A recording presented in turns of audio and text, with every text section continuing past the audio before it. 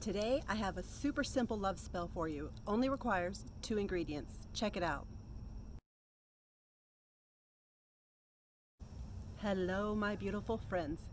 Thanks again for joining me today. If we're meeting for the first time, I'm Tanya. If you haven't already, I invite you to subscribe and hit the bell for notifications.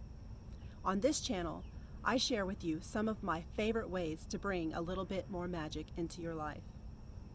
Today's spell is super simple, only requires 2 things, a needle and a candle. And how you perform it is super simple as well. Simply take the needle and pierce it through the wick of the candle. Light the candle and say this super simple chant. Needle in the fire, needle in the flame, pierce his heart, pierce his mind, make him wither, make him writhe, until my love returns to me. It's that easy.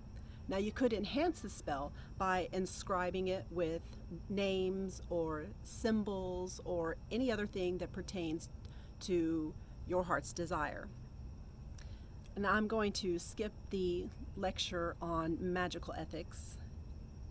Do what thou wilt. That's the whole of the law. Good luck. Remember, the hardest part is getting started. Now that's a beautiful view for the end of my evening.